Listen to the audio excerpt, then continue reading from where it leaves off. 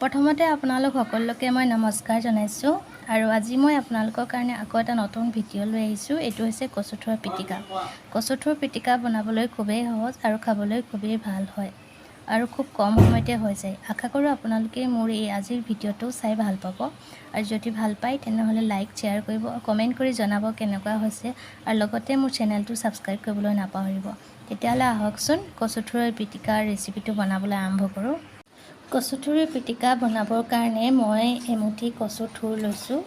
এই কচু থোৰখিনি মই ভালদৰে ধুই লৈছোঁ আৰু ভিতৰৰ পাতখিলা এইদৰে মই ভালদৰে চাই লৈছোঁ যাতে ভিতৰত কোনো পোক চোক সোমাই নাথাকে। আৰু এটা বিলাহী লৈছোঁ, দুটা কেঁচা জলকীয়া লৈছোঁ। মই ডাঙৰ বিলাহী লৈছোঁ, আপোনালোকে কণ বিলাহী দিও বনাব পাৰিব। আৰু লগতে লাগিব এখন ফইল পেপাৰ।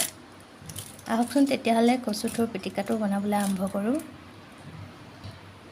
প্ৰথমতে মই এই কচু থোৰবোৰ এইদৰে দুভাগ কৰি কাটি লৈছোঁ যাতে পাতত দিবলৈ সুবিধা হয়।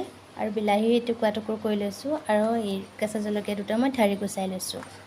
এতিয়া এখন ফইল পেপাৰত মই কচু থোৰখিনি দি ল'ম। এইদৰে এখন মই ফইল পেপাৰ লৈছোঁ। এতিয়া ইয়াত কচু থোৰখিনি মই দিম, বিলাহীখিনিও দিম আৰু জলকীয়া দুটা মই ভাঙি দিম। এতিয়া খুব ভালদৰে মই এইদৰে মেৰিয়াই ল'ম।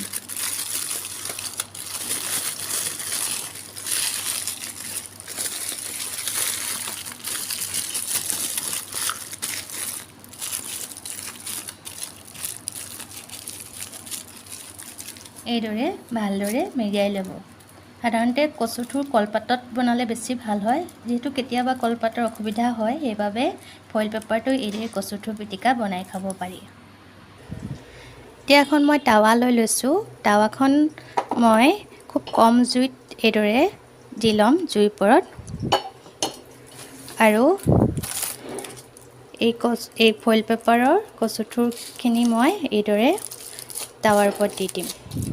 এতিয়া এটা গধুৰ খুন্দনা মাৰি বা যিকোনো বস্তু এইদৰে ফইল পেপাৰৰ ওপৰত দি দিব। অতি কমেও 20 মিনিট সময় খুব কম জুইত কচুখিনি সিজিবলৈ দিব। মাজে মাজে এই ফইল পেপাৰত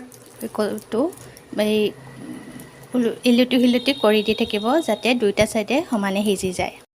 20 মিনিট হৈ গৈছে। এতিয়া কচু থোৰখিনি মই টাৱাৰ পৰা নমাই লৈছোঁ। এতিয়া অলপ ঠাণ্ডা হ'বলৈ দিম। এয়া দেখিছেনে কচু থোৰ আৰু বিলাহী সম্পূৰ্ণৰূপে সিজি গৈছে আৰু এতিয়া মই ইয়াৰ পিটিকা বনাই ল'ম।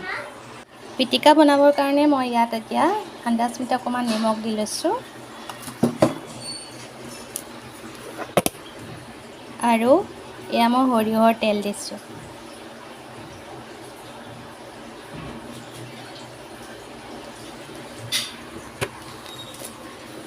এতিয়া খুব ভালদৰে মই এইদৰে সানি ল'ম। এইদৰে বনোৱা কচু থোৰ খাবলৈ খুবেই ভাল হয়। আশা কৰোঁ আপোনালোকে মোৰ এই ভিডিঅ'টো চাই ভাল পাইছে আৰু যদি ভাল পায় তেনেহ'লে লাইক শ্বেয়াৰ কৰিব, কমেণ্ট কৰি জনাব কেনেকুৱা হৈছে। লগতে মোৰ চেনেলটো ছাবস্ক্ৰাইব কৰিবলৈ নাপাহৰিব। ধন্যবাদ।